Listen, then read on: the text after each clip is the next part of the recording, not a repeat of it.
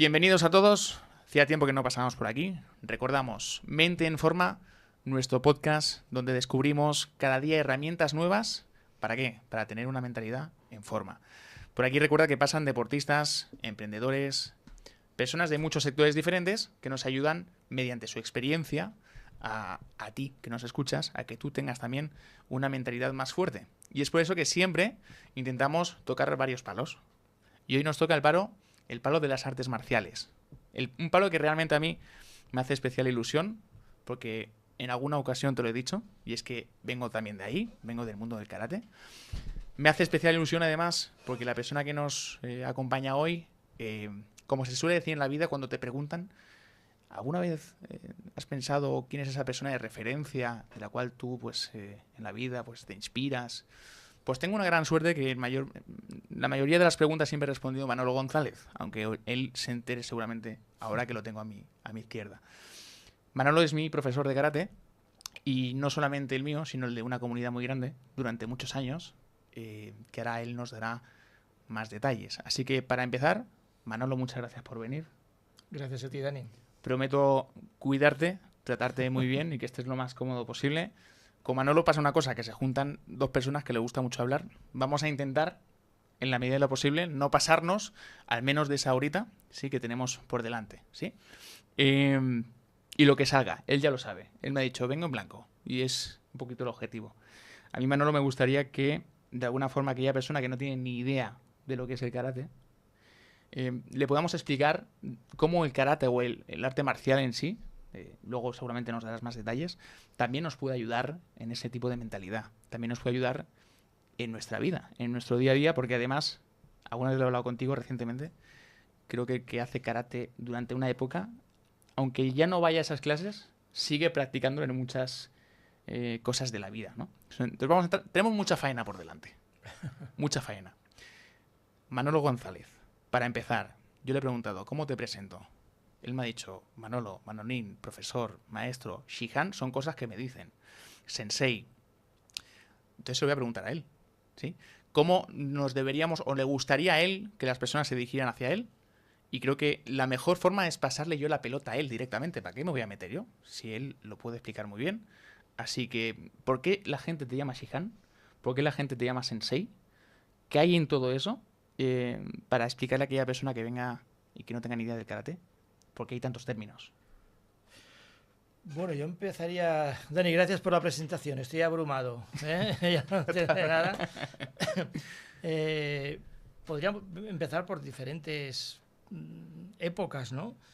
Pero yo cuando empecé a hacer karate no existía esto ni del senpai, ni del sensei, ni del shihan, ni nada de nada. Mi maestro era Masa, un japonés, que vino en los años 73, 74 y tal. Paralelamente, los viernes recuerdo que venía otro profesor, José Fernández Tejero, y era José, eran Masa y José. Sí que es cierto que a partir de cierta época, las películas sobre todo, Karate Kid hizo, iba a decir mucho daño, pero dentro del daño también está ese beneficio comercial, ¿no?, para darnos a conocer, y ahí empezaron esas palabras, Shihan, Sensei, sobre todo el Sensei. Y a partir de ahí también vinieron una serie de maestros japoneses a impartir clases y cursos, que hasta ahora venían los que se quedaron a vivir, pero a partir de esa época ya vinieron a hacer cursos, periódicos, seminarios, y bueno, íbamos locos por aprender de esos nuevos maestros que venían puntualmente, ¿no? Y ahí sí, ahí ya para diferenciar entiendo yo, ¿no?, entre los españoles, los japoneses que vivían aquí y los que vivían, o sea, se puso esa jerarquía y se utilizó esa jerarquía que ya existía de senpai, que senpai es el ayudante, sensei, mal nombrado maestro, el sensei es el que llegó antes, significa el que llegó antes, y como llegaste antes, llevas más tiempo y se supone que sabes algo más, pero el sensei no significa maestro. ¿Y qué es Shihan? Shihan es el que da clase a los senseis. O sea, todo es un poquito como ese efecto dominó, una cosa te lleva a la otra, ¿no? Y a partir de ahí, pues cada uno se llama pues como la gente le quiere llamar. Tú ya sabes que a mí me llaman Manolo, impartimos en aquel momento, o sea, por no ir a desfase, senpai, yo era senpai, era ya profesor de cinturones negros y me seguían llamando senpai, porque de alguna manera te tenían que llamar, ¿no? Y sobre todo los que venían nuevos. Actualmente, pues hay una misma persona que depende del momento, me llama Manolo, me llama Manuel, me llama Sensei y a veces me llama Sihan. Pero es porque yo ahora le he otorgado el nombre de Sensei a él, porque él está dando clases. Dice, yo no puedo ser Sensei como tú.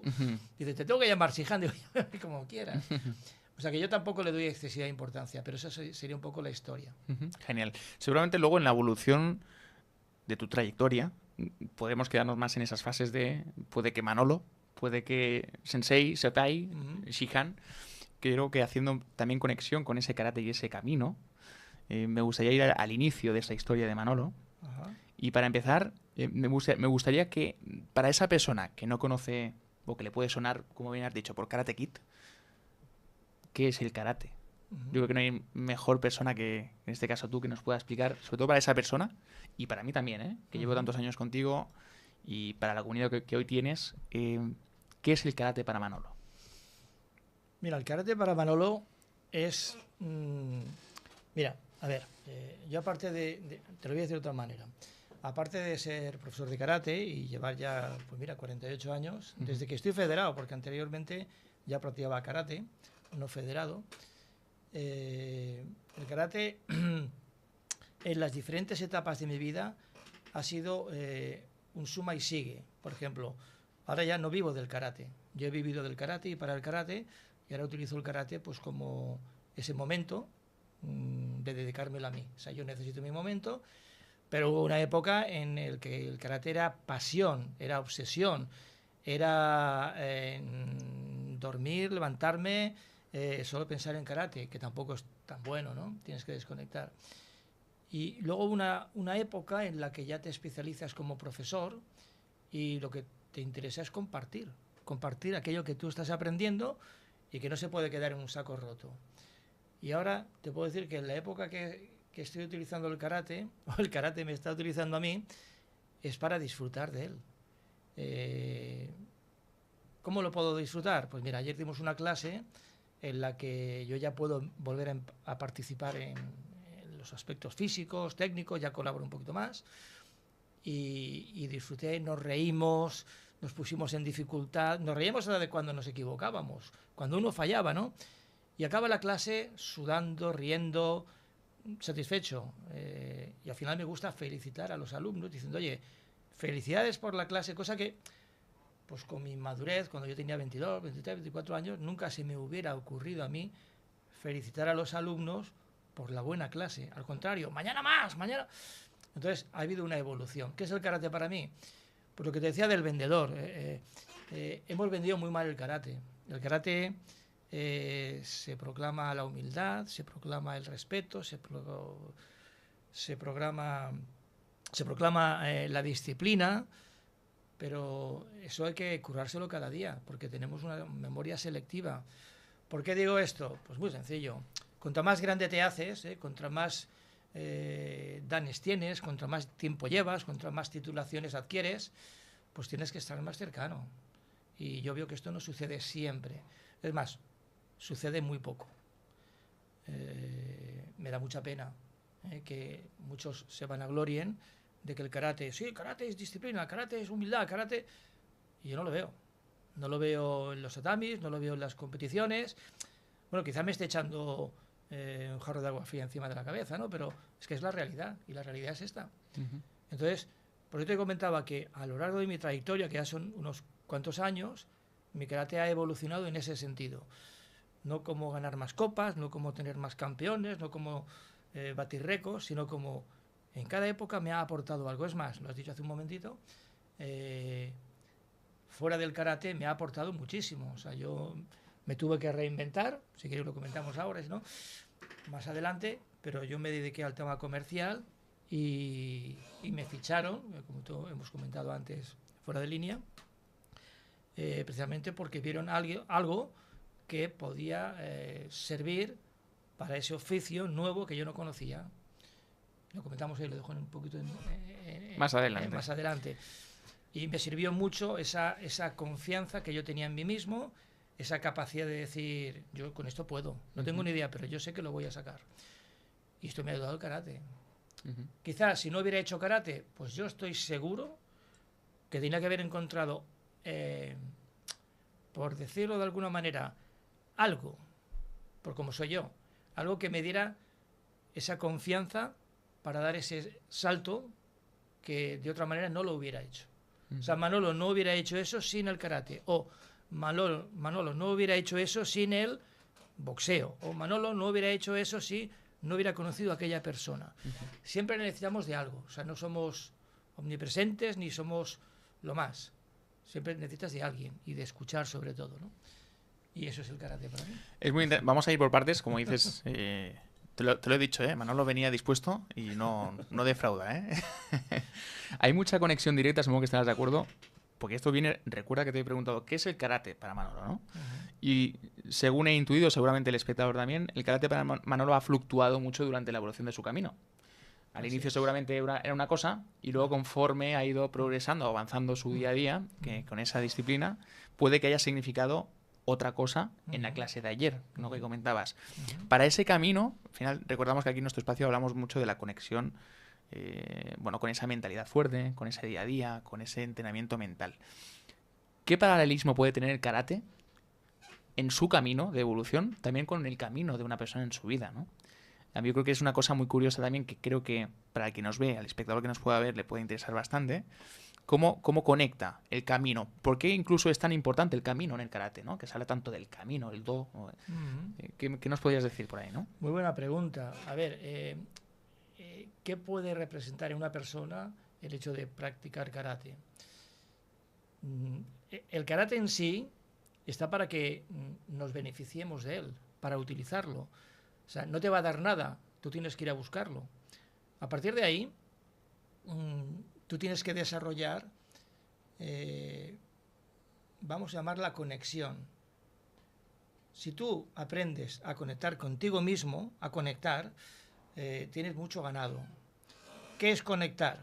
Conectar significa sentir, significa que lo que estás haciendo tiene una repercusión en tu interior y fuera de él. Si tú no conectas contigo mismo, puedes estar haciendo 10, 15, 20, 40 repeticiones que al final te vas vacío. Tiras, te vas a la ducha. He hecho 1000 abdominales. No has hecho nada. Has perdido el tiempo.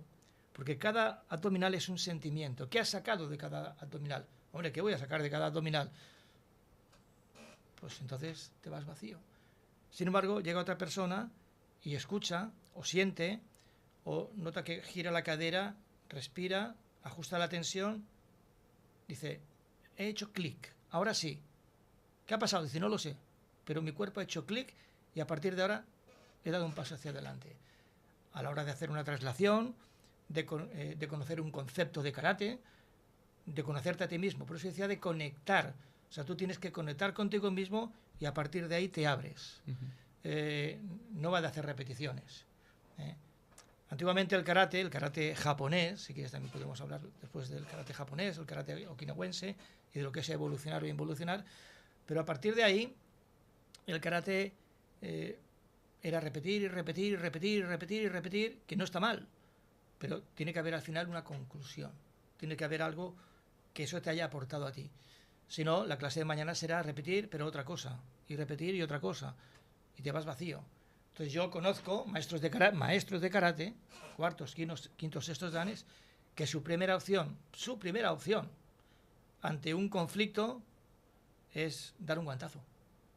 Y me han dicho a mí, Manolo, dices que yo, si me encuentro en un compromiso, que tengo que defender a alguien o me tengo que defender a mí mismo, yo no sé inmovilizar, yo no sé luxar, yo no sé reducir, yo no sé convencer antes que vencer, sino a mí lo primero que me sale es un puñetazo.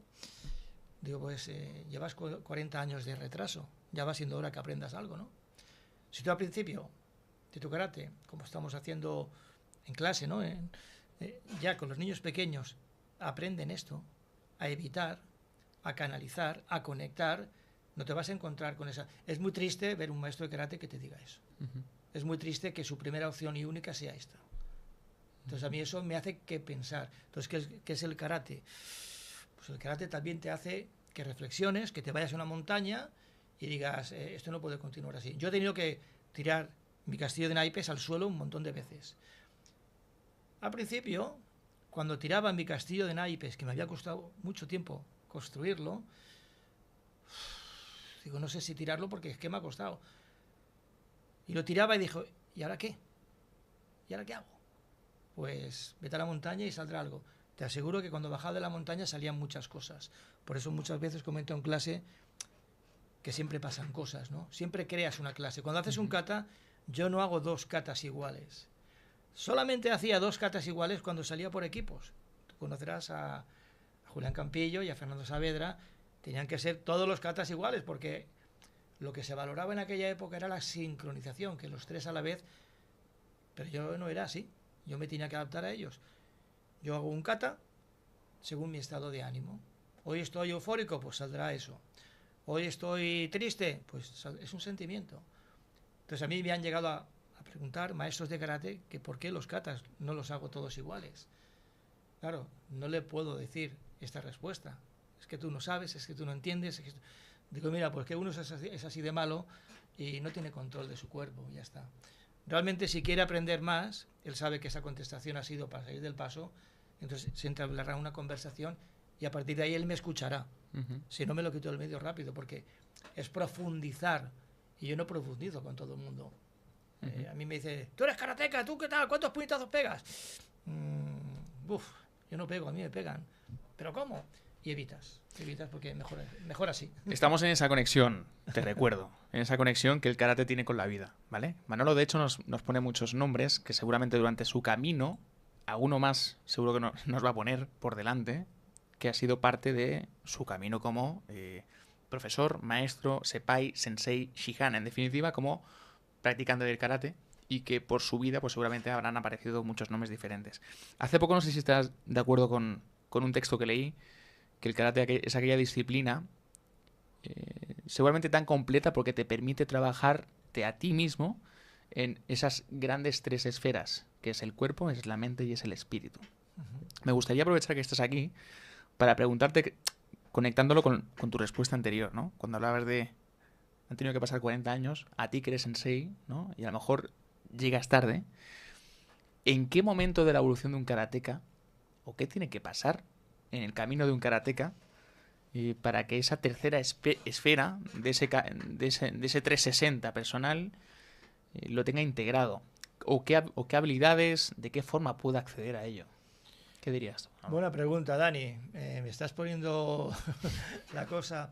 Mira, ¿qué tendría que tener? ¿Qué tendría que pasar? Pues equivocarte muchas veces. El hecho de equivocarte, yo nunca lo he considerado un fracaso. Yo parto de la base de que por mi formación, por mi talento, por mi forma de ser, me pasan por la derecha y por la izquierda. Te pongo un ejemplo. Cuando dejé mi vida profesional del karate, tenía mi propio dojo, el Jim Lowis, como tú bien sabes, me tuve que reinventar y me salté un par de trabajos porque hasta que no di con el que yo realmente me sentí identificado, fui dando bandazos, ¿no? Pero al final dije, ya tengo claro lo que quiero hacer. Ya está, esto es así, o sea, no hay vuelta atrás. Tenía claro que no me quería dedicar profesionalmente al karate, pero sí seguir practicando karate mientras que la salud me lo permitiera. Pero me puse 3 paradigmas, ¿no? muy marcados, que ya están inventados, pero yo me los hice míos.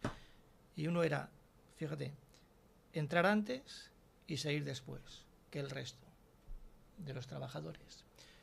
2, hacer lo que ellos no hacen, porque si hago lo que ellos hacen, nunca voy a alcanzar un nivel superior.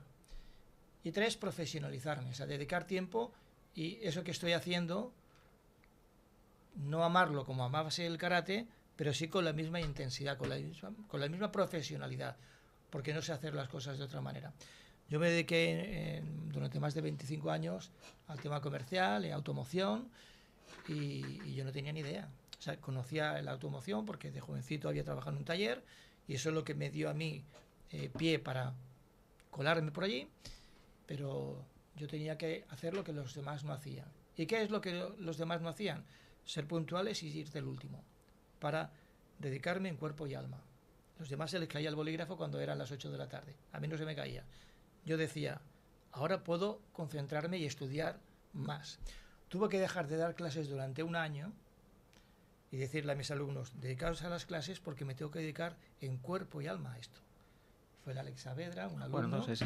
y digo, vale, te vas a dedicar tú, como senpai, a dar las clases. Yo cada 15 días apareceré por aquí los domingos y os daré clase a todos los profesores y tal. Por lo cual ahí ya gané tiempo. Tuve que hacer lo que los demás no hacían. Los demás no vendían coches, se los compraban. Era una época que había mucho consumo y si a ti te viene un señor o una chica o quien sea y te dice quiero ese coche, pues tú se lo vendes. Eso es lo fácil. Lo difícil es pues convencerle a esa persona, crearle la necesidad. Mire, caballero, pues este coche resulta que por lo que yo le he preguntado a usted y usted me ha contestado, ¿qué le parece? Y le ofreces una alternativa. Tú ya estás ayudándole, lo haces con pasión. Y le dices, mire, si usted hace esta combinación con esta oportunidad que yo le puedo ofrecer, se puede ahorrar mucho dinero. Evidentemente los vendedores tenían o tienen mucha mala fama, ¿no? de vendehumos y tal. Pero a mí me llegaron a decir, estando pues en la entrevista con el cliente, usted no parece vendedor de karate. Digo, si me compras el coche te diré por qué. Y es porque soy karateca. Ellos veían algo que no se ve, yo no iba con el karateka, yo no iba con el cinturón, pero yo hablaba a mis clientes como si fueran mis alumnos, porque yo quería ayudarles. Ellos venían de diferentes sitios y venían muchos muy enfadados. Pues me han engañado, pues el precio, pues tal, en un sitio me dan un precio, en otro. Y yo ya, para mí era muy fácil, yo no veía un problema ahí, yo veía una solución. Claramente esta persona, si yo soy capaz de captar su atención y su confianza, yo le puedo vender cualquier cosa. Evidentemente, ahí está la persona. Le vendo lo que a mí me conviene o lo que él necesita. Y eso es karate también. Genial. Respondiendo, por lo tanto, a la pregunta, ¿en qué momento Manolo González, ese aspecto más, por decirlo de alguna forma, de 360, donde también experimentó ese cambio en sí? De hecho, lo hemos hablado alguna vez también, ¿no? Sí. Ese cambio de Manolo puede que de 20, 30 años atrás, 40 incluso, hasta ahora, ¿en qué momento o qué tuvo que pasar para él? Puede ser desde el karate o puede ser desde la vida personal. Que dijese, puede que el cómo yo estoy llevando esto de dar clases tenga que evolucionar ahora. ¿Y por qué vino ese momento? Sí, estás dando en el clavo. Mira, piel de gallina. A ver, la verdad es que ha pasado siempre. O sea, yo nunca he sido un buen competidor, aunque competía. Nunca me considero un buen maestro de karate, pero lo hacía con mucha pasión. Y era amigo de mis alumnos, quizá ahora más todavía, porque antiguamente yo iba a una velocidad que nadie me seguía. Porque, claro, o estabas loco perdido como yo, o la gente dice, oye, sigue para adelante que ya te pillaré. Tranquilo que yo llego, pero tú ves a tu ritmo. Entonces no encontraba nunca el momento. Pero han pasado varias cosas en mi vida, ¿no? Tuve que cerrar el gimnasio en un momento, luego también sufrí una serie de, llámalo lesiones, enfermedades y tal, que te han hecho replantear que el karate es para toda la vida. Yo sabía que mi físico, podemos hacer un ejemplo muy pragmático con Cristiano Ronaldo, por ejemplo, ¿no? Cristiano depende mucho de su físico, no tanto de su talento. Perdona que te cortes, que antes has dicho, vengo antes, me voy después. Ya me había recordado a Cristiano Ronaldo. Sí, ¿no? Porque seguramente no sé si claro. viene de ahí también, pero es un personaje que conecta mucho también. Esto hace ya 35 años que yo lo hice, cuando me puse a trabajar en cambiar, en reinventarme del oficio. Entonces, esta persona, Cristiano Ronaldo, por poner a alguien conocido, sí. Si tuviera, me lo invento, 90% de talento y un 10% de físico, con un 10% de físico vamos a poner un ejemplo grande para verlo con lupa.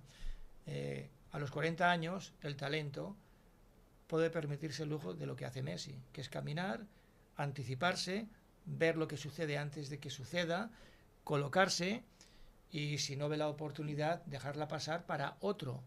Pero cuando tú dependes de tu físico, que tú tiras el córner, lo quieres rematar, lo quieres defender y sacar, llega un momento en que sí, al principio lo harás, sí, lo harás. Pero el físico al final, la ley de vida, la ley de la gravedad. Si no, Usain Bolt seguiría corriendo. ¿Y por qué no corre? Porque el físico al final cansa. Entonces, cuando a mí me ha pasado todo esto, antes de que me pasara, yo dije, yo tengo que mejorar mis conocimientos. Tengo que conocer mejor mi cuerpo. Porque decía antes lo de la conexión. Si yo aprendo a conocer ergonómicamente hablando mi cuerpo, mecánicamente, toda mi capacidad articular, mi coordinación, cómo se ejecutan correctamente las traslaciones, cuáles son los agujeros negros, que yo he escrito algo sobre los agujeros negros en varias etapas, ¿no? Los principales fallos que tiene un profesor a la hora de dar una clase y los principales defectos que tiene un deportista cuando quiere crecer, que se equivoca más. Lo que pasa es que como es joven no ve los fallos, tira para adelante y al final tienes una copa en la mano, pero no ves que eso podía haber sido de otra manera para que tú supieras que podías crecer. Entonces yo vi que mi cuerpo no iba a ser eterno. De hecho, yo he estado lesionado y yo he seguido entrenando. Yo veo alumnos míos, que se lo digo diariamente, hoy no puedo venir a entrenar porque me duele el hombro, hoy no puedo venir a entrenar porque me duele la rodilla, hoy no puedo venir a entrenar porque me duele la muñeca. Bueno, si te duele la muñeca, puedes hacer sentadillas, si te duele la rodilla, puedes hacer catas de respiración, y si te duele todo el cuerpo, te sientas y meditas, o ayudas a otro compañero. Claro, el karate es tan maravilloso, es tan rico, que la gente piensa que tú puedes utilizar el karate. Llega un momento en que tú tienes que devolverle al karate todo lo que el karate te ha dado a ti. ¿Y cómo se lo devuelves? Viniendo a clase, entrenando, ayudando a un compañero. Mira, hoy no me encuentro bien, pero aquel chico se va a examinar. Yo voy ahí a ayudarlo. Porque lo que tú le vas a dar a él, luego lo recibes. No es que el chico te dé 1000 pesetas, hablando en broma, ¿no? No, pero esa satisfacción de ayudar a un compañero y que ese compañero le saques una sonrisa y un gracias y un saludo, eso no tiene precio.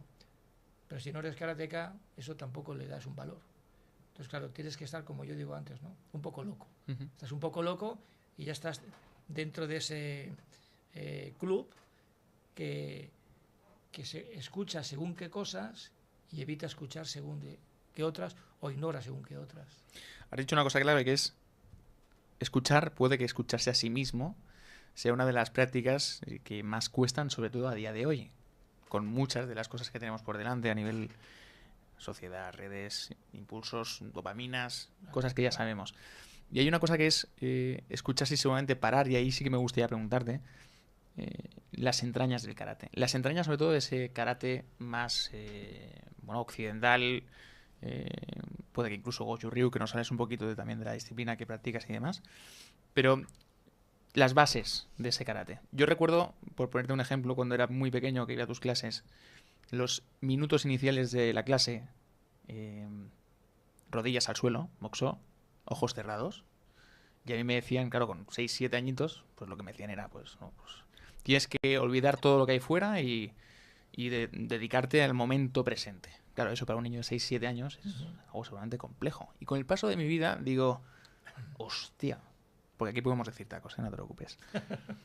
Hostia, si espérate, esto que se está poniendo tan de moda ahora, de la meditación, de parar, respirar, hinchar los pulmones, cerrar los ojos, intentar dejar las cosas fuera. Tú ya lo hacías con 6 años. ¿Lo hacía con 6 años? Sí. Entonces, vamos a esas bases del karate. Sí. Luego yo pues me he informado, ¿no? Pues budismo, taoísmo, ¿no? Las reglas del taoísmo que te dicen que la explicación está ahí fuera, solo tienes que observar. Luego ese budismo, ¿no? También me gustaría, de forma más genérica, que nos puedes decir sobre esas bases, ¿no? Y de alguna forma cómo también las intentas aplicar toda tu vida. A ver, todo va muy deprisa, ¿no? Todo va muy deprisa y a veces hacemos esas ceremonias como protocolos y a veces hasta nos saltamos, precisamente porque vamos muy deprisa, ¿no? La clase se alarga o llegas muy justo de tiempo y parar de golpe en hacer ese moxo, ¿no? Ese estar de rodillas durante 1 minuto, 2 minutos, y tú vienes, pues, vamos, a 200 por hora y parar de golpe, pues igual no es sano. Bueno, pues saludas y comienzas la clase. O sea, no puedes ir contracorriente. Yo a veces lo hago. O sea, no es porque esté haciendo un flaco favor al karate, sino porque venimos todos tan revolucionados que dices, bueno, parar en seco no es bueno. Pero por la misma razón puedes hacer todo lo contrario. Es decir, pues ahora vamos a parar. Vamos a tener la capacidad de tener el tiempo porque somos así de chulos. Entonces, si lo haces, está bien. Y si no lo haces, también está bien. La ceremonia del moxo son hábitos, ¿no? Yo he realizado katas, igual que tú hacías esto, yo he realizado katas que no comprendía ni el 80% de lo que estaba haciendo. Pero yo sabía que mi karate iba a ser para toda la vida. Y que tarde o temprano alguien me lo explicaría. Y si no, ya iría yo a buscar a ese alguien. Entonces, yo, en una de las tácticas que hacía en ventas, que si yo perdía a un cliente, esto me lo explicó uno que era muy vendedor, decía que era el mejor vendedor del mundo. Y tuve que darle razón, en broma, ¿no? En tono jocoso y de broma. Y porque yo nunca pierdo un cliente. ¿Y por qué tú nunca pierdes un cliente? Dice, porque yo, un cliente que me viene a comprar y no me compra, yo utilizo la táctica del garbanzo, de lo que me estás contando. Dice, sí, sí. Yo cojo ese cliente como si fuera un garbanzo y lo tiro a una olla. ¿Cómo una olla? Dice, sí, que se vaya calentando, que se vaya reblandeciendo. Al cabo de una semana o 2 semanas, cojo el garbanzo y lo miro, lo toco. Todavía sigue duro. ¿Qué quiere decir? Tú llamas a ese cliente, nunca lo has perdido. O al cabo del año, o al cabo del 2. Psicológicamente, tu cliente está en la olla, nunca lo has perdido. Es posible que algún día te llame o venga por parte de alguien, pero tú siempre tienes en tu cabeza que ese cliente es un garbanzo que se está reblandeciendo. No se ha ido, está en la olla. Pues en el karate yo hacía lo mismo, yo aplicaba esas tácticas, ¿no? Esas técnicas. Este kata, Sanchin kata, yo venía de un estilo Shitoryu, que el kata Sanchin no se trabajaba como se tenía que trabajar, o se trabajaba muy poco, no podías profundizar la respiración. Porque habían katas más rápidos, yo era más joven, y a mí los que me gustaban eran los katas rápidos, que era con los que yo quedaba campeón, y mis alumnos quedaban campeones. Entonces yo hacer un Sanchin, pues la verdad, lo hacía porque estaba en el programa, pero tampoco ponía mucho énfasis. ¿Qué pasa? Que el Manolo de hace 40 y tantos años no es el mismo que ahora. Yo ahora profundizo más en un kata Sanchin. Es más, mis alumnos ahora, y esto de decir mis alumnos también me suena un poco fuerte, pero bueno, los chicos que entrenan conmigo, vamos a decirlo así, se saben muy pocos katas, porque trabajamos más sobre los conceptos, sobre lo que tú has comentado antes, el taoísmo, el budismo, la forma de ser, los conceptos, lo que hablábamos antes de involucionar, de tirar para atrás. No es necesario aprender tantos katas, sino comprender. Y entre entender, comprender, oír y escuchar, pues hay una diferencia aunque parezca lo mismo. Genial. Interesante todo, ¿eh? Fíjate que hace poco no se está siguiendo el Mundial, Manolo, pero Japón ha participado y ha sido eliminada. Sí. Y se ha hecho viral. De hecho, que antes me has dicho que sigue mis redes. Subí otro día un vídeo que se ha viralizado también del público japonés que se hizo muy viral al ser eliminados. Al ser eliminados, el entrenador, no me recuerdes, no me acuerdo del nombre del entrenador, se dirigió hacia la grada y hizo el mítico saludo japonés en forma de agradecimiento, de responsabilidad también ante ellos. Y no solo eso, sino que ese mismo público japonés, al finalizar el partido, siendo derrotados por Brasil, se dedicó a recoger todo el campo de basura. Tanto la basura propia como la de los contrincantes que eran brasileños. ¿Por qué te cuento esto? Me gustaría hablar de valores. Me gustaría hablar de valores, en este caso, que también nos proporciona el karate. A mí cuando me preguntan, karate, ¿por qué karate? Digo, yo he aprendido una pasada en karate, y esto lo hemos hablado en muchas ocasiones contigo, sobre todo ahora que ese reencuentro, sobre todo porque te das cuenta que te ha ayudado a forjar muchos de los valores que hoy puedes tener como persona. Abiertamente te pregunto, Manolo, para ti, ¿cuáles son esos valores que el karate puede aportar a esa persona? ¿De qué forma? Y cómo eso también integrarlo en tu día a día, más allá, lo hemos dicho, del dojo, ¿no? Más allá de tu dojo hacia la vida misma, ¿no? Mira, el tema de los valores, principios, valores, tenemos un Doyokun. El Doyokun son los 10 mandamientos, ¿no? Que cada escuela tiene los suyos, pero al final significa lo mismo, ¿no? Y te habla mucho de eso. Antes lo he comentado un poquito, que tenemos una serie de eslogan, ¿no? La humildad, no es un eslogan, evidentemente, son valores. La humildad, la disciplina, el esfuerzo, el coraje, el compañerismo, todo esto, somos muy malos vendedores, porque no practicamos sobre lo que es. Hay excelentes karatecas, maravillosos maestros de karate, pero es como todo, los médicos hay buenos y malos, arquitectos hay buenos y malos, y la vida es así. Entonces no nos queremos excluir, tampoco los que practicamos karate queremos excluirnos, ¿no? Los valores de los cuales yo me he podido impregnar, más que beneficiar, impregnar, a mí me han dado una fortaleza, una capacidad de creer en mí, en que no hay límites, si quieres puedes. Yo no me considero una persona humilde, sinceramente. O sea, cuando hemos hablado antes de Cristiano Ronaldo, ¿no? Por poner esta persona, para que sea que haya conseguido lo que ha conseguido, tiene que ser arrogante, tiene que ser egoísta, si no, no lo consigue, porque no tenía tanto talento.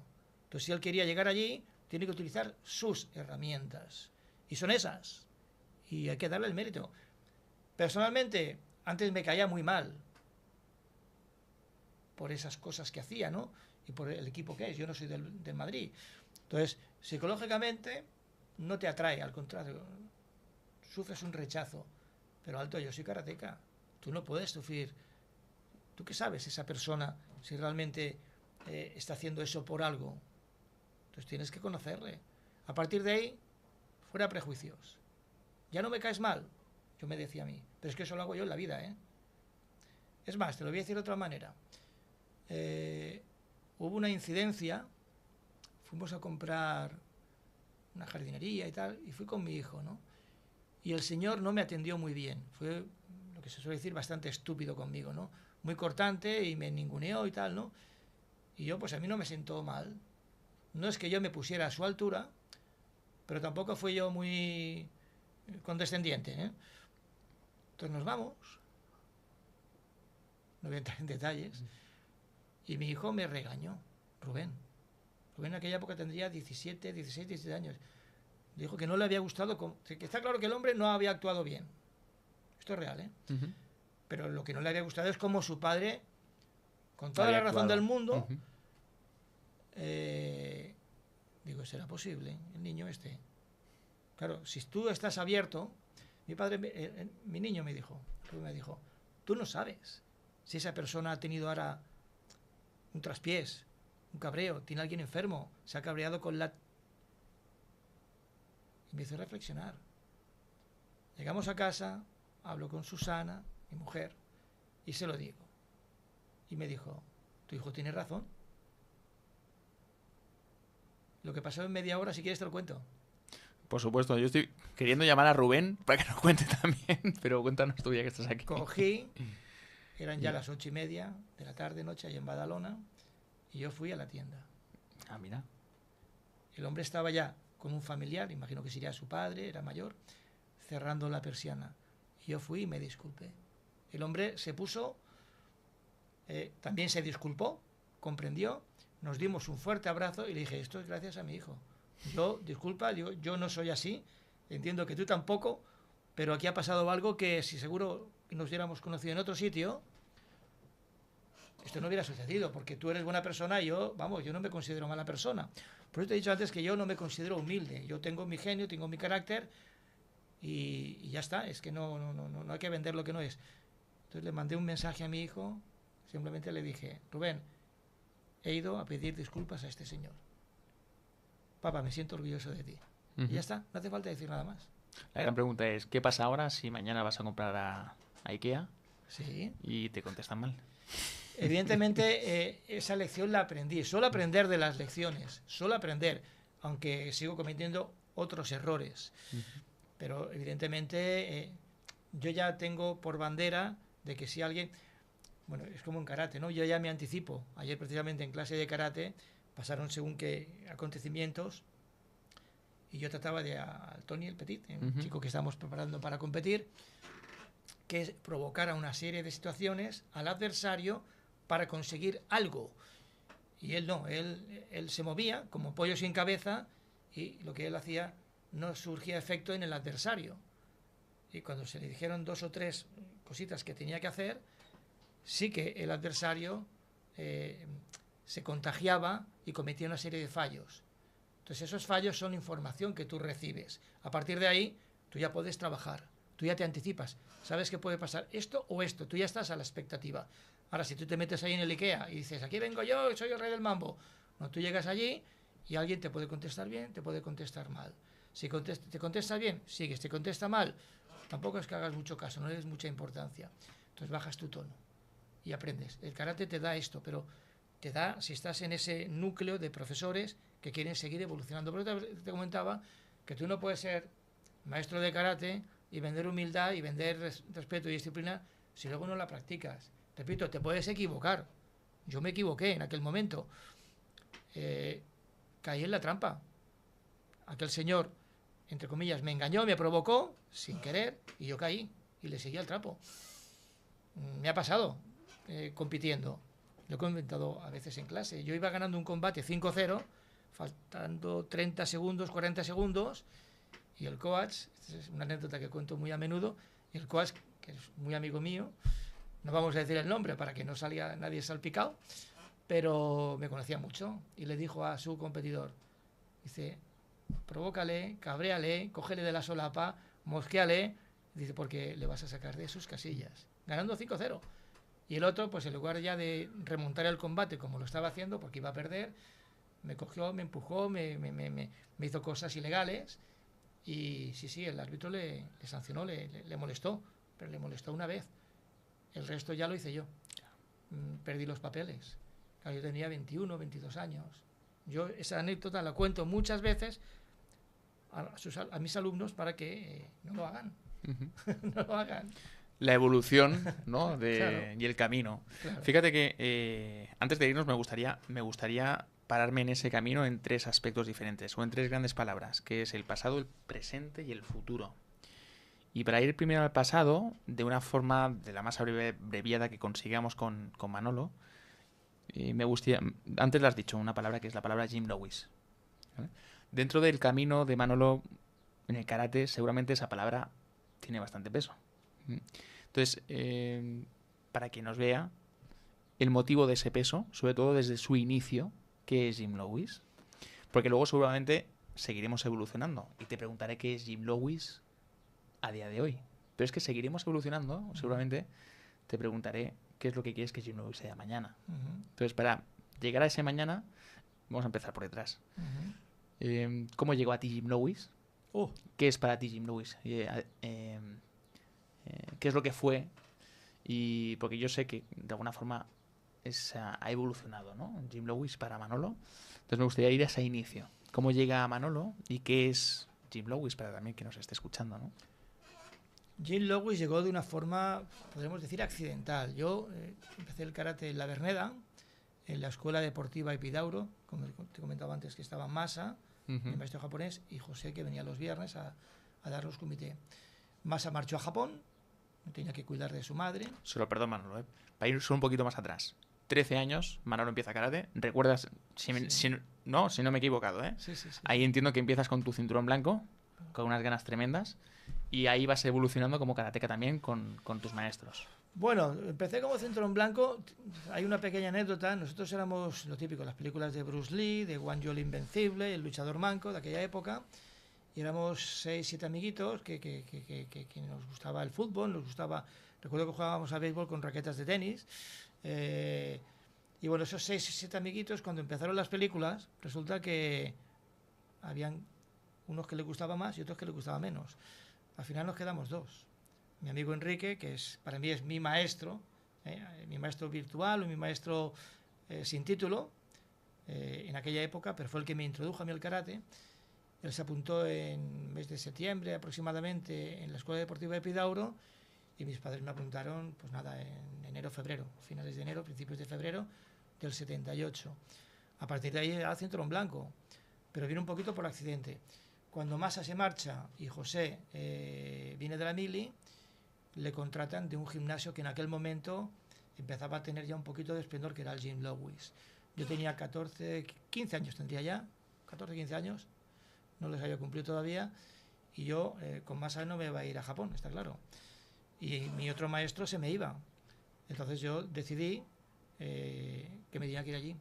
con 14 años, irte desde la Verneda al Carmelo, pasando por el barrio San Martín, que eran las barracas, no sé si tú recuerdas que había las barracas, que ahora está el Puente del Trabajo y tal, era una aventura. O sea, pasar por allí era ver hogueras, ver, bueno, barrios bastante marginales, ¿no? Y era una aventura. Yo a mis padres les dije que me iba con los cuñados. Los dos cuñados eran dos señores que trabajaban en una central eléctrica y que también querían entrenar, que tenían coche, eran los cuñados. Entonces ellos quedaban con nosotros, con otro chico y conmigo, y nos llevaban al Lowis. Pero eso lo hicieron 2 meses. El resto le decían a las mujeres que seguían yendo para el gimnasio, pero se iban a otro sitio. Por lo cual teníamos que ir nosotros en autobús, en metro, o a veces volvíamos hasta corriendo, porque lo perdíamos, ¿no? Entonces yo en el Lowis comencé de esa forma, dijéramos, accidental, ¿no? Por decirlo de alguna manera. José se marcha, se va a la mili, y cuando vuelve ya se monta su propio gimnasio. No, perdón. No, pasan unos cuantos años, el que se va a la mili soy yo, y cuando yo vuelvo, él es el que se monta su propio gimnasio. Por lo cual, yo me tengo que hacer cargo de las clases de karate. Tenía que dar clases de karate a los que hacía muy poquito tiempo eran mis compañeros. ¿Eso con 16? No, cuando vine de la mili, 21 ya. 21 ya, perdón. 21, sí, sí. Con 21 años, terminar de montar su gimnasio y yo quedarme a dar las clases. Me quedé con las clases del gimnasio Lowis y las del gimnasio Marín. Eran 2 gimnasios. Y al poquito tiempo tuve que dejar las clases del gimnasio Marín porque mi profesor me reclamaba para dar clases en el gimnasio de Hospitalet. Y al tiempo ya, pues en el año 91, ese gimnasio era de Luis Currecha, famoso Luis Currecha, el padre de Alex Currecha, y o lo traspasaba o me lo quedaba yo. Y para mí en aquel momento era un punto muy importante de inflexión. 23 años. Claro, o te lo quedas, no te lo quedas. No, de los 23 a los 27 yo seguía trabajando allí, pero a los 27 fue cuando el dueño del gimnasio dijo, o te lo quedas tú o montamos aquí un Mercadona, lo que fuera de la época, ¿no? Y decidí quedármelo. Yo creo que fue la mejor decisión que tuve. Pero bueno, igual que te he dicho antes que yo no era un gran competidor, aunque competía, tampoco yo era un gran empresario, yo era un profesor de karate. Hoy día, pues lo hubiera hecho de otra manera, Yo dedicaba muchas horas, mucho tiempo, aquello era la casa de todos, ahí los niños, los padres, aquello era su casa, si te acuerdas, ¿no? Y allí yo me acuerdo que iba los domingos a limpiar, porque el lunes tiene que estar aquello limpio, y se me colaban los niños en el gimnasio a jugar con las colchonetas. O sea, aquello era la casa de todos. Estaba bien. Bueno, con 27 años y dirigiendo, pues seguramente pues algo con muchas personas que incluían seguramente ese negocio y ese proyecto. Seguramente Jim Lowis luego evolucionó, tú nos contarás mejor. ¿Alguna campeona del mundo ha pasado por ahí? A ver, esto fue, mira, entre los 27, 32 años, 33, habíamos, a ver, hay que decir que allí había gente muy trabajadora y con mucho talento. Hoy día hubiéramos podido sacar mucho más resultados deportivos porque mis conocimientos hoy día son superiores, evidentemente. Pero en aquella época había mucho trabajo, muchas ganas, mucha pasión. Ya te digo, para que me siguieran tienen que ser 4 locos como nosotros, ¿no? Pero es que en aquella época había gente con mucho talento, mucho niño, mucho adolescente y gente que ya iba pasando ya a la edad madura, ¿no? Era impresionante lo que habíamos conseguido allí. Pero ¿qué pasó? Que llega un momento en que al final dices, punto de inflexión, vamos a parar. Tenemos capacidad, tenemos conocimiento, tenemos talento. ¿Y por qué no salimos a nivel internacional? ¿Por qué? Porque siempre ves José Manuel Egea, campeón del mundo, Jesús Juan Rubio, campeón del mundo, Gimnasio Mabuni, campeón del mundo. Y de Barcelona había muy poquito, José María Torres y poco más. Jordi Castelví, en paz descanse. Digo, yo me veo con capacidad de hacer esto. No con todos, porque teníamos una piara de niños impresionante, que ya eran menos niños, y yo me lo propuse. Hice una especie de selección, de los cuales habían no solamente Lucía, sino habían bastantes más, pero no todo el mundo puede llegar. A partir de ahí hice un plan de trabajo. Es más, con Lucía pasó algo curioso, y es que como era una persona que tenía, aparte de talento, tenía un poderío físico para hacer cualquier tipo de deporte, te hablaba antes de Luis Currecha, el padre de Luis Currecha. Yo, antes de continuar para hacer este proyecto a nivel internacional, esto no sé si lo sabes tú, te lo digo ahora, yo le propuse a los padres de Lucía, digo, mira, yo tengo un contacto, que es Luis Correcha, que es vicepresidente del Club de Tenis La Salud y también tiene, es gerente del Bay Park, Club de Tenis Bay Park, de ahí del Tidabo. Podemos poner a Lucía a que pruebe al tenis, porque es un talento, es un portento. Vamos a probar. Se la presenté a Correcha y, oye, pues esta chica, es verdad, tiene talento. Le pusieron un profesor particular que valía una pasta. Era impresionante lo que valía. Aparte de, bueno, tuvo una especie de beca, ¿no? No pagó matrícula, en fin, lo típico, ¿no? Pero pagaba su mensualidad y pagaba cada profesor, porque los profesores se dedicaban a eso, son profesionales. Al cabo del año, ella no dejó de hacer karate. Venía 1 o 2 días a la semana, pero el tenis, porque había que ir rápido. Me dijo Correcha, dice, dile a la niña que lo deje. Digo, ¿cómo? ¿No era tan buena? Dice, no, es buena, no, es buenísima, pero ya es vieja, con 15 años. Con 15 años, ahora no recuerdo el nombre, pero ya había gente que ya había ganado Roland Garros. Si miramos ahora en los históricos, dice, y Lucía está empezando ahora. Ostras. Era vieja ya con 15 años. Total, que retomamos. Padres, Lucía, ¿qué hacemos? ¿Tiramos para adelante? Y con una preparación que ahora lo veo yo en estos reels que se ven, cosas que son novedad, yo ya lo hacía en aquella época. Ejercicios, yo tenía que innovar, tenía que no se me aburriera, tenía que tenerla siempre con el aliciente, con el tal. En aquella época yo también podía trabajar y yo ponía el nivel muy alto en todos los sentidos, y donde yo no llegaba, pues llegaba la creatividad, la imaginación, los ejercicios, con una pelota de tenis y una banda de equilibrio, hacíamos ejercicios. Yo soy una persona muy creativa, esto sí que es un don que yo tengo, que es la creatividad, y como lo hacías con mucha pasión, en resumidas cuentas, que fuimos a Grecia y quedamos campeones del mundo. Resumiendo. Con esa creatividad como entrenador pudiste lograr sí. ese mito. Sí. Fíjate que ese Jim Lewis es una parte de Manolo, pero hemos dicho que iríamos evolucionando. Y quiero que me dé tiempo, y por lo tanto te tengo que preguntar ya, porque evidentemente pues Manolo nos explica el caso de Lucía, pero nos podría explicar el caso de muchas personas que seguramente muchas de ellas puedo decir que tengo el placer también de conocer. Pero me gustaría ir al Jim Lewis de hoy, ahora, ¿sí?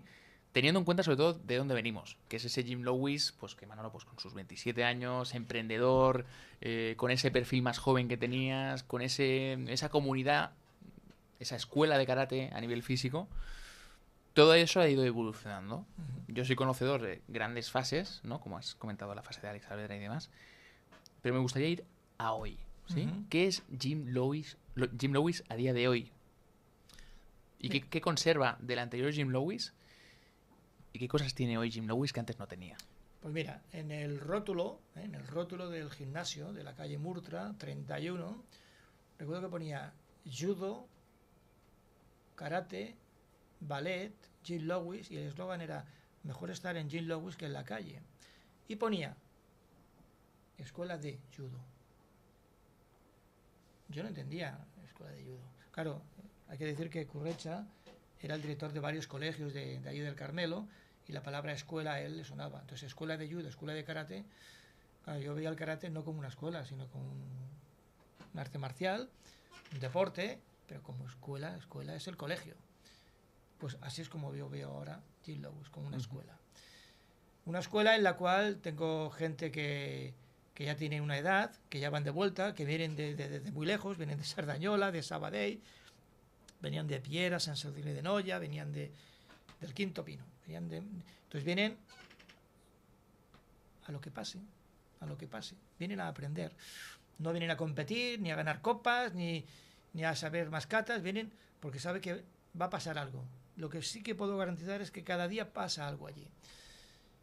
Durante 8 o 10 años atrás, el tema, o más, incluso más, hasta 14, 15, el tema de la competición yo lo tenía totalmente abandonado. Y el tema de los niños más. Porque mi horario laboral, a lo que yo me dedico ahora, pues no me lo permitía. Yo plegaba a 8:30, 9 de la noche, y entonces solo podía dar clase a gente mayor. Entonces ahora en la escuela donde estamos, en el Colegio Brasil, hemos añadido la actividad de extraescolares y estamos empezando a trabajar con niños. Yo no las puedo dar pero sí un alumno mío, el Tony, que es mi Uchidesi, es mi mano derecha. Yo creo que hoy día Jim Lowis no podría funcionar sin él. Sin mí sí, pero sin él no. O sea, necesitamos, como el chico este que me has presentado hace un momentito, por eso tiene que haber siempre esa pieza que te dé el apoyo, que te dé esa tranquilidad. Y eso Tony lo tiene, porque es así. O sea, es así. Entonces está dando clase a 4 o 5 niños, hemos empezado este año. Pero ha tenido la mala suerte de que le ha venido una persona que parece que lo hace bien. Y ahí lo voy a dejar para no dar... para no crear una mala suerte, un mal augurio. Pero tenemos... yo me había olvidado de lo que es el karate deportivo, el karate infantil, porque yo no podía. Pero sé que en las clases que yo estoy dando ahora, pues tarde o temprano la gente se me irá. Tienen 60, 70 años, 50 y tantos, y no van a estar toda la vida porque tienen sus cosas, ¿no? Se hacen mayores, ¿no? Entonces hay que mirar, escarbar desde abajo. Y hemos tenido la mala suerte de que hay una personita que lo hace muy bien y vamos a intentar de apoyarla. Porque, yo no me suelo equivocar en estas cosas, pero apunta muy bien. La forma de caminar, la forma de expresarse, la forma de coger la información como una esponja, de asumir las cosas, de ponerle yo retos, pequeños retos, y vérsele que duda. O sea, es ese proceso, ¿no? De que duda hasta que lo consigue, es fabuloso. Otros dudan y ya no lo hacen, se vienen abajo. Ella no, ella lucha contra la duda y ves como en esos 4, 5, 6, 8 segundos de coordinación, descoordinación, poner las cosas en un sitio, te da la respuesta. Y ahí hay madera. ¿Y esto qué hace? Pues te crea esa llama de decir, ¿y por qué no podemos volver otra vez? Yo solo ahora no lo haría, porque no me apetece, porque hay que hacer muchos entrenos, hay que viajar mucho, pero tengo un equipo de gente que están conmigo. Entonces, si podemos ayudar a esa personita a que consiga, que ella ni siquiera lo sabe, ella no sabe a lo que puede llegar, ella no es consciente del talento que tiene, pero yo sí que lo veo. Y ahí sí que no me suelo equivocar. Me puedo equivocar de que aquí a un año pues le salga un novio o se quiera dedicar a otra cosa, ¿no? Pero que el talento que tiene, eso quizá me escucharéis hablar de ella más adelante. Me guardo el caso de esta chica, porque seguramente nos sirva para cerrar el podcast. Venga. Que será Jim Lowis mañana. ¿Sí? Para cerrar el presente, podemos interpretar que hay un perfil muy variopinto en esa clase, ¿no? De edades muy diferentes, lugares muy diferentes. Para quien nos escuche, ¿qué puedo ganar yo yendo a una clase de Jim Lowis hoy? ¿Qué se me va a exigir? ¿Qué voy a tener? ¿Para qué perfiles es bueno ese tipo de actividad? Y de alguna forma, pues también darle a entender si es una persona que puede también ser practicante de las clases de Jim Lowis, ¿no? A ver, para que esto cuaje, tiene que tener esa persona clara que necesita hacer un reset. O sea, nadie te viene a un gimnasio que no nos publicitamos, nadie te viene a un gimnasio que seamos número 1 a nivel deportivo, porque no lo somos, porque no es nuestro objetivo. Pero yo tengo una página web en la que escribo bastante, pero escribo de lo que me apetece, y aparte de lo que escribo, lo escribo del tirón. O sea, no hay ni trampa ni cartón. Y a veces hago algún audio porque considero que de la forma que yo lo puedo expresar es mejor que cuando lo escribo. Aunque siempre digo que mejor leerlo y escucharlo, porque lo que no sacas de un sitio lo sacas del otro. ¿Qué sucede? Que el 90% de la gente que se me está apuntando ahora es precisamente por esas páginas que yo estoy escribiendo. ¿Podrías decir dónde podemos encontrarlo? Lo digo yo lo tengo claro, pero para quien no lo tenga claro. Sí, es Jim Lowis, www.jimlowis.org. Anótalo. Jim, de GY, luego Lowis. Entonces, normalmente la gente que me viene, yo juego con ventaja, porque yo pregunto que cómo nos han conocido. Evidentemente no porque salgamos en el periódico ni en los medios deportivos, sino porque la única forma que yo no me promociono ni me publicito, sino que me doy a conocer, es que sepan que hay un club que nos dedicamos a hacer estas cosas. Entonces cuando leen, dicen, bueno, quiero ver si lo que este hombre escribe es verdad. Y resulta que no es que sea verdad, es que es doblemente verdad. O sea que es así, la cosa es así.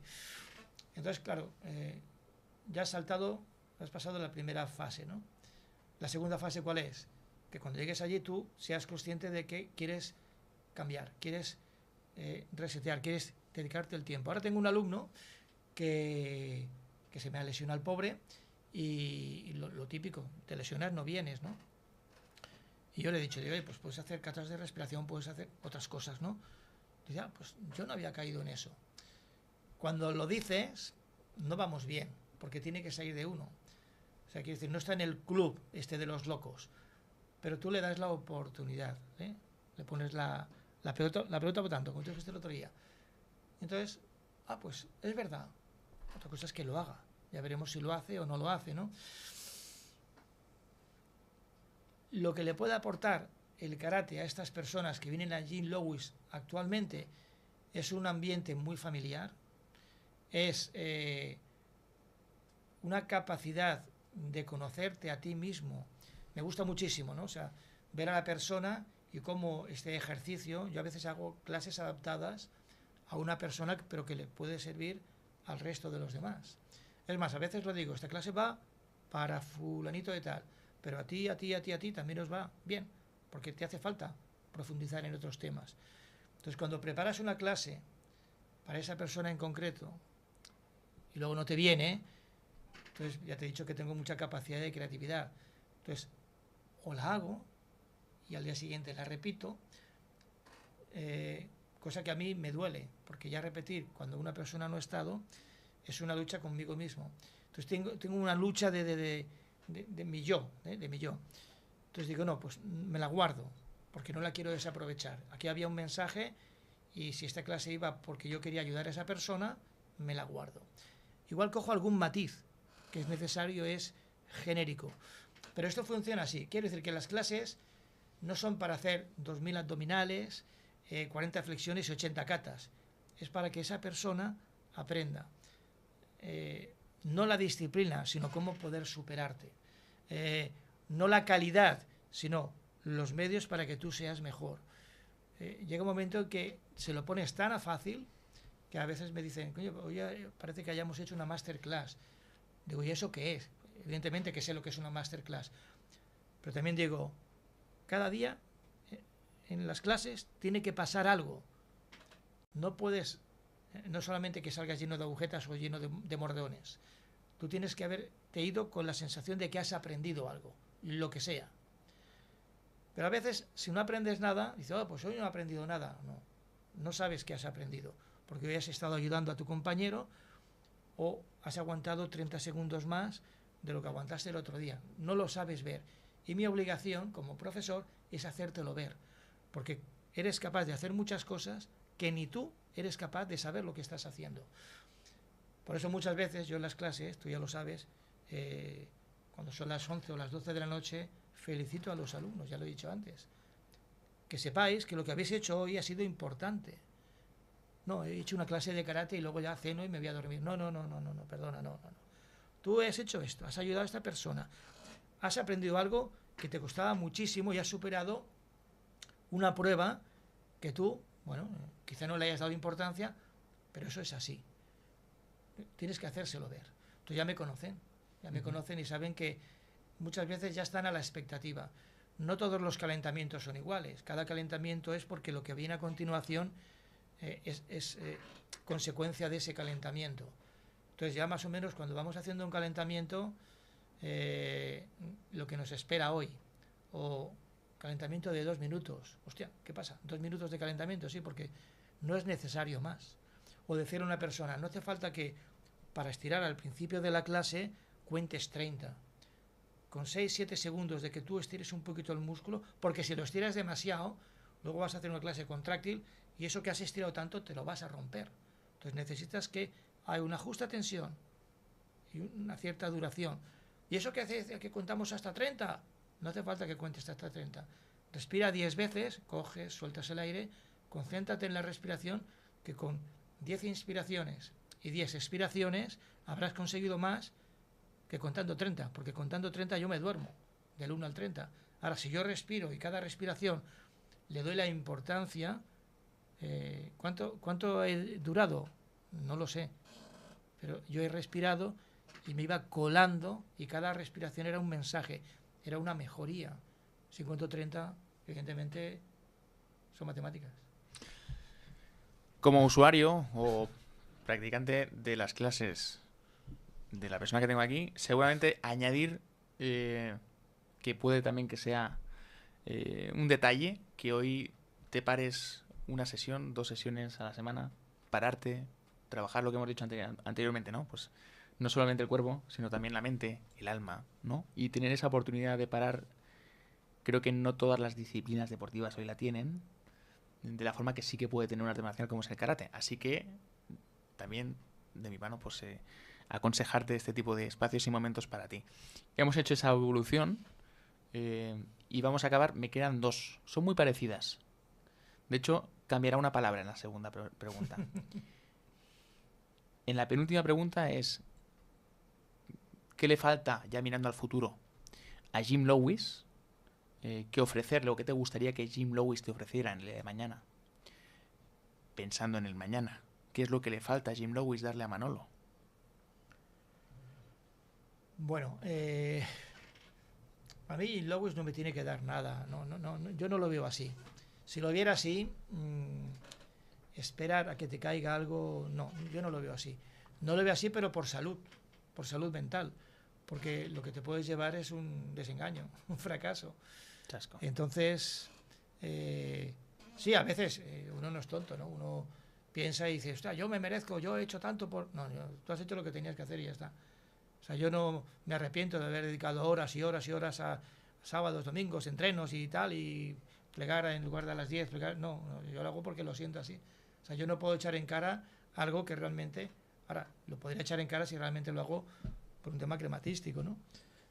Yo lo miraría de otra manera. Yo lo que sí que no lo he hecho muy a menudo, pero de vez en cuando ya lo voy dejando caer. Y es que no esperen que Jim Lewis a ellos, a los alumnos, o del karate, que esperen algo. Yo lo digo al revés. ¿Qué ofreces tú al karate? O sea, ¿qué vas a hacer tú por el club? Y de hecho está funcionando porque... te pongo un ejemplo rápido. El año pasado estuvimos en Japón, estuvimos en Okinawa, y en esta página en la que yo escribo, pues detallé todo el viaje. Pero no un viaje de vacaciones, sino un viaje de sensaciones, de lo que yo viví, de mis experiencias, de cómo lo viví, ¿no? Cómo se fueron surgiendo todos los acontecimientos buenos y malos, que al final todos son buenos. Y un alumno, pues cogió, tiene esa habilidad, y pues lo que yo escribí, si tú lo lees, tardas como 40 o 45 minutos leyendo rápido. Hay bastante tema. Y él, pues con su IA, que hoy está muy de moda, lo colocó, hizo una especie de podcast de 2 personas, un chico y una chica, que hablan de nuestro viaje. Claro, eso es una colaboración que ha hecho un alumno que ha aportado al club. Es precioso, dura 7 minutos y habla del karate, de nuestras experiencias, del viaje que hicimos, cómo lo hicimos, los maestros, y lo hacen como 2 personas que están hablando. Yo eso no lo había escuchado nunca. Yo, sinceramente, me quedé maravillado. Para él era normal. No, perdona. Se llama Rodolfo. Rodolfo, te saludo desde aquí. Para él era normal, pero para mí no era normal. Era un valor añadido, era muy bonito, era muy grande, porque algo que yo había creado, tanto el viaje como el escrito, él había hecho una obra de arte. Pues el cómputo de todo es lo que yo espero de Jim Lewis. Que cada uno, te he hablado antes de nuestro Uchideshi y de Tony, ¿no? Se desvive por dar las clases a los de extraescolares, por ayudarme, me recuerda un montón de cosas. O sea, es lo que yo pido. Yo cada vez me hago mayor, voy teniendo más carencias, cometo más errores, y también tiene que aprender a verme como yo me equivoco. Eso es lo que yo pido. Me equivoco bastante. Luego me dicen ya, ¿no? Fuera de la clase, oye, ¿qué has dicho esto? Digo, pues no me da ni cuenta. Pero me lo dicen ya con respeto y fuera de la clase. No pido más. Si para que Jim Lewis siga esa llama encendida, es que los que lo componemos sigamos protegiendo. Te he puesto el ejemplo de Rodolfo con esta IA, pero te podría poner muchísimos más. O sea, está la Sara Monterde, que es una de las antiguas de cuando teníamos el Lewis, ¿no? Cuando cumplí los 60 años, pues hizo una fiesta majestuosa, que tú también participaste en el vídeo, son colaboraciones que nadie se las exige, nadie se las pide y que salen de uno, ¿no? Pues eso es lo que yo pido. O sea, habiendo eso, yo no me tengo que preocupar. Llegamos a la última, que es muy parecida, pero la voy a reformular. Porque no creo que me vas a responder al inicio de una forma parecida, así que voy a intentar reformularla. Voy a cambiar la palabra Jim Lewis por karate. Y vamos a mirar hacia adelante. No voy a decir qué le falta al karate para darle a Manolo, sino qué te gustaría que pasara con el karate de aquí en adelante. Puede ser a nivel competencia, puede ser a nivel escuela, puede ser a nivel vida. Y esto lo conecto con otra cosa. Y es que, y esto se lo hago a todas las personas que pasan por esta mesa, dentro de muchísimos años, seguramente dentro de 150 años, espero, o más, algún día Manolo ya no estará con nosotros. De hecho, todos los que nos escucháis, a no ser que la IA avance de una forma maravillosa, algún día abandonaremos el barco, ¿vale? Y mi pregunta para hacerte al final es, mirando hacia el futuro, ¿cómo te gustaría además a ti que las personas que permanecemos pues tengamos ese recuerdo de Manolo y sobre todo qué quieres dejar? ¿Cuál es el legado? ¿Cuál es el legado de Manolo tanto en el karate como en las personas de su entorno, ¿no? A ver, yo no me he propuesto... No, la verdad es algo que ni vivo para eso ni trabajo para eso. Lo que quede, quedará. Tengo amigos, enemigos, gente que me envidia, gente que por la misma razón me admiran, y yo eso lo entiendo. O sea, he llegado a, llamémoslo a ese, como se suele decir, ¿no? Para decir algo y quitármelo un poquito así que resbale, que ya tenemos una edad y con eso ya funciona todo, ¿no? He hecho muchas cosas y en el camino tengo alumnos que ya no están conmigo por diferentes motivos, unos porque no hemos acabado bien, otros porque yo seguramente me habré equivocado, o porque era muy joven o porque no tomé la decisión adecuada. Ahora lo haría de forma diferente, porque ya me pasa, ¿no? Ya me está pasando, como te he comentado anteriormente, ¿no? Pues ahora no cometería aquel error que mi hijo me corrigió, pero también digo de otra manera, o sea, yo no me voy a sentir culpable de todo lo que he hecho, yo soy como soy. También la otra persona puede decir, Manolo, ¿qué hay de nuevo? Entonces, tú dejas ahí un legado, que puede ser, a nivel técnico, pues he creado una serie de catas, he creado una serie de ejercicios, patrimonio, pero para ayudar a mi grupo. Todo ha sido para ellos, porque yo no tenía la necesidad de inventarme un kata. Pero si veo a alguien que tiene una dificultad y con los medios que hay actualmente no es capaz, tendré que crear algo para que esa persona tenga unas muletas para seguir caminando. Y me las tengo que inventar. Entonces, yo voy dejando cosas, buenas y malas. Termino diciendo lo que he dicho al principio. Yo no me considero una persona humilde. Soy una persona normal y corriente. Si no hubiera hecho karate, pues sería más o menos. Es que tampoco me preocupa. Soy como soy. Y quien te quiere aceptar así, te acepta. Pero no, lo que sí que tengo claro es que ni soy hipócrita, ni creo, o sea, en la falsa humildad. Uno es como es. Y lo que digo es lo que es. El legado, ¿cómo quiero que pienses? Que no, o sea, yo sé lo que hago y por qué lo hago. Y hay gente que lo quiere interpretar al revés. O sea, lo que haces tú bien puede crear envidia y lo tergiversa, pero yo no puedo luchar contra eso. Entonces yo sé que está ahí. De la misma manera que otros piensan lo contrario. Mira, pues eso está bien. Como a mí me pasa, ¿no? Te he hablado antes de Cristiano Ronaldo, y ya va la tercera vez, y eso que yo no soy del Madrid. Llegó un momento en que no me caía bien, pero claro, luego entendí que esa persona hace eso por algo. Y hoy día no es que le admire, pero sí que le reconozco. Por lo cual yo entiendo que en mí ha habido una evolución. Él no ha hecho nada más. Él ha hecho lo mismo. Él sigue siendo el mismo. Ni le conozco. Pero a mí me ha hecho ir cambiando y nadie me ha convencido, ¿eh? Simplemente yo veo. Pero porque yo no puedo tener dentro de mí algo que haga pensar mal de alguien. Y menos sin conocerlo. Yo te comentaba antes que habían katas Sanchin kata que a mí no me entraban ni por los ojos, porque yo venía de otro estilo y ese kata a mí se me atragantaba y yo lo metía en la olla con los garbancitos. Hoy día esos garbanzos están la mar de blanditos y siguen conmigo, porque ha habido una evolución en mí. Entonces, quien es capaz de en distancia corta conocerme, seguro que tendrá una opinión diferente que si está en distancia media larga o lo típico, ¿no? Los típicos trepas o la gente que para subir ellos tienen que hacer que tú bajes. Yo todo esto lo sé, repito, tengo una edad, sé cómo funciona esto, pero no puedo ir contra ello. La única manera es seguir trabajando y, oye, a mí me sigue viniendo gente a las clases que no tendrían por qué venir. Por eso yo le doy mucha importancia al karate. Que un señor de 70 años, un señor que vive en Alemania, vive en Francia, vive en los dos sitios, venga a mi cumpleaños, cuando cumplí 60 años, se venga conmigo a Japón de viaje, y hacía 3 años que lo conocía, o venga gente que son, vamos, que tienen sus carreras, que son gente que no son tontos, vamos, y vengan a mi clase de karate, yo no les puedo fallar. O sea, yo no puedo, les engañaré una vez, les venderé humo 2 días, pero no durante 48 años. O sea, algo estamos haciendo. Y te puedo garantizar, bueno, tú ya lo sabes, que esto no es una secta. Aquí la gente entra, sale, vienen, van, y la puerta... Es más, siempre digo que no hay ni puerta, ni para abrir ni para cerrar. Yo estoy ahí. Considero que no tengo que tener rencor, y no lo tengo. He aprendido a no tener rencor. Y cuando lo tenía, digo, ahí estoy fallando yo. Vamos a mejorar. Entonces, trato de buscar el motivo por el cual esta persona es así. ¿Vale? Me niego a reconocer que esa persona lo hace con esa mala intención, lo hace por algo, y eso le lleva a hacer lo que está haciendo. Es mi forma de pensar. Bueno, voy a permitirme el lujo para cerrar, poner un poco de voz, seguramente, si no a todos, a gran parte de esos alumnos que has tenido en ese camino de Jim Loews que has comunicado, ¿no?